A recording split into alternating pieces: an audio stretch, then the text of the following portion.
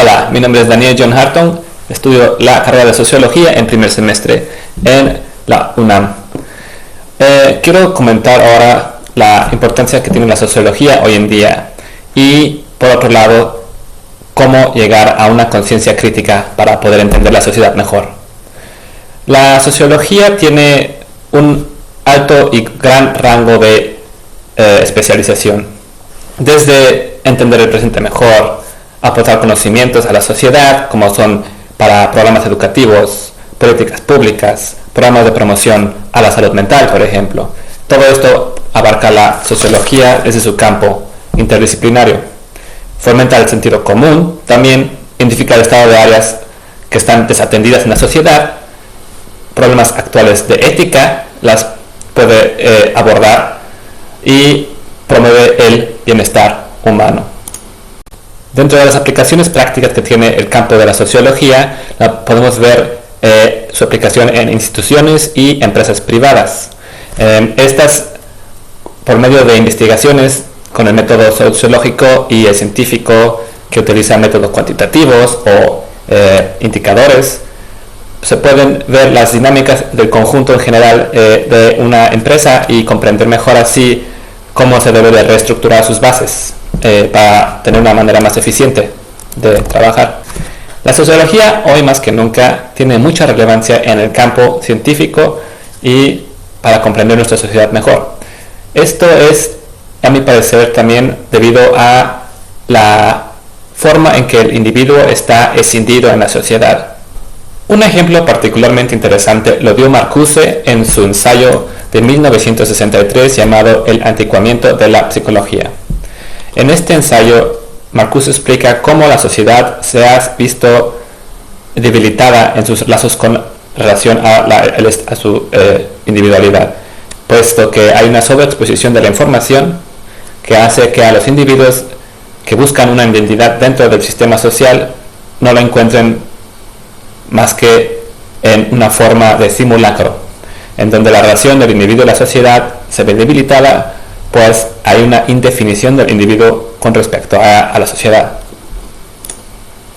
Un ejemplo particularmente interesante lo se puede ver también con lo que es Twitter y el universo de Twitter, pues con su límite de caracteres de 280 se ve cómo hay una influencia en la estructura de las ideas de las personas que utilizan Twitter.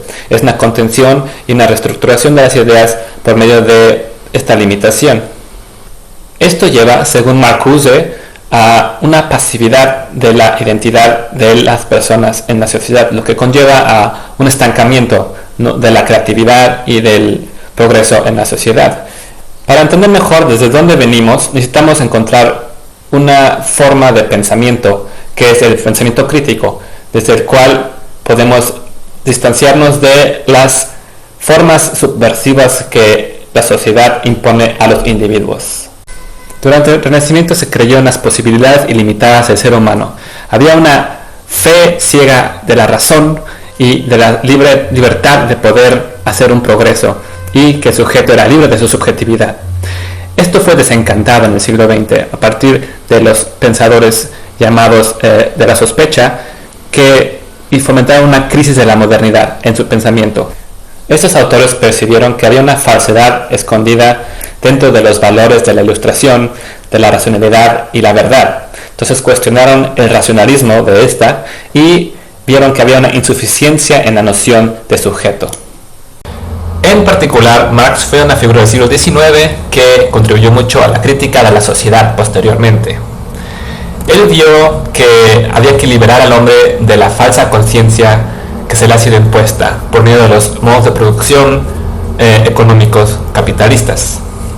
Había que desenmascarar la ideología como falsa conciencia, y esto lo hizo a partir de la crítica que él hizo a los políticos y economistas de su época, que tenían todavía un racionamiento de la ilustración más fijo de, por ejemplo, el valor de la labor del ser humano, que era una labor sin cambios. Él introdujo, Marx, la noción de historicidad, y dijo que la razón se erige entera y sustantivamente dentro de la historia.